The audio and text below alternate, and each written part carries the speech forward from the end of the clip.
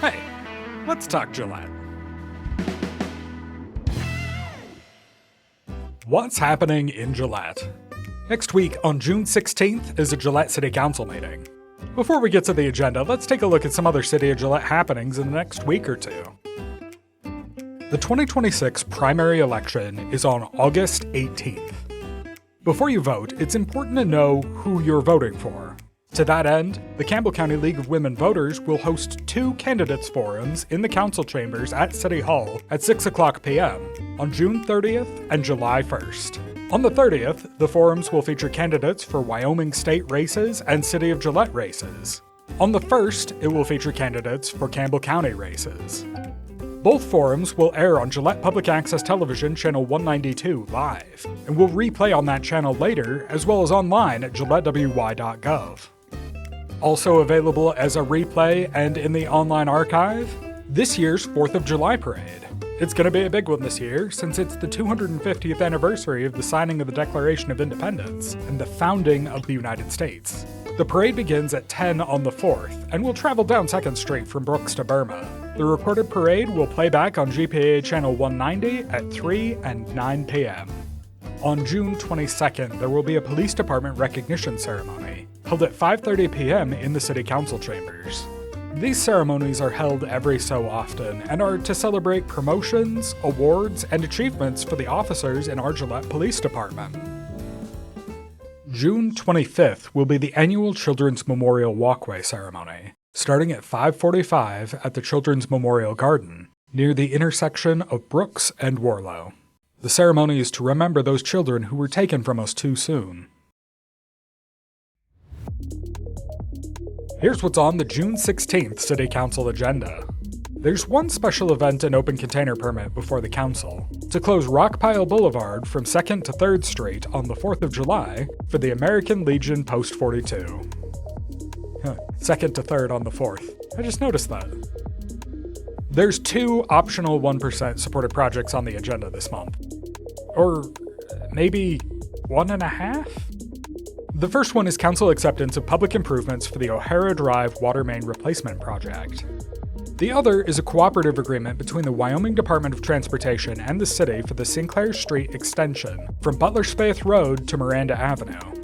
It's listed in the agenda as being both an optional 1% project and an urban systems project. And of course, it would also partially be a YDOT project. There's another YDOT related item. Council consideration to authorize city staff to submit an application for YDOT's fiscal year 2027 911 GAP funding grant. The grant money, if approved, would be used to upgrade equipment in dispatch, which would be good considering that dispatch is about to not just be dispatching for the police department, but also the fire department and Campbell County Health EMS. There's another liquor license catering permit for catering in another city before council, this one for an event in Casper. The City Council will consider a bid award for the installation of new electrical service drops and the replacement of failed ones. So, before, I would have said that an electrical service drop was the same thing as a power outage. It's not, obviously, because why would we accept a bid for new power outages? And what would it mean if a power outage failed? But no, an electrical service drop is the line running from a utility pole to an electrical customer's building. There's another bid award for trenching and boring services. I was going to talk about what this meant, and then I decided not to waste our time by talking about boring items. Just kidding.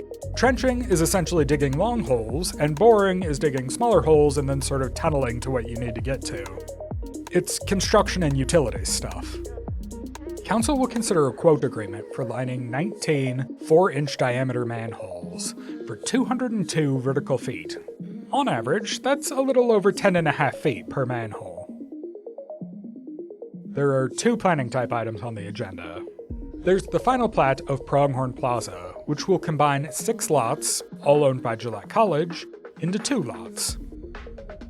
The other planning item is council approval for a re-subdivision of Lot 1D of the Mountain Meadow subdivision into Lots 2D and 3D. I assume the ground in Lot 2D is flat, while Lot 3D has hills or valleys. That is what I imagine, and I refuse to look it up. There are also 2 professional services agreements for the council to consider at this meeting. It seems like everything at this meeting comes in pairs, I guess. One professional services agreement is for marketing agency services to aid in the recruitment of businesses to the Gillette area. The other professional services agreement is for the creation of a unified development code for the city. A UDC combines the zoning ordinance, engineering design standards, standard construction specifications, stormwater design manual, and subdivision regulations to reduce overlap and put all the information in one place to make it less confusing.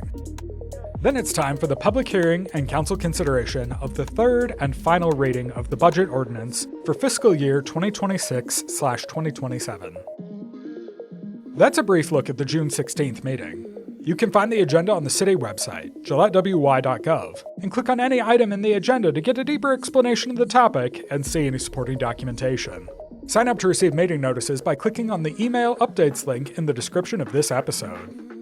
City Council meetings are broadcast live on GPA TV cable channel 192, as well as streaming online at gillettewy.gov/GPA, where you can also find past meetings archived.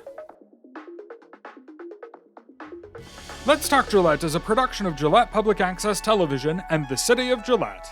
For more information on city operations, visit the city's website, gillettewy.gov, or follow the City of Gillette on Facebook or Instagram.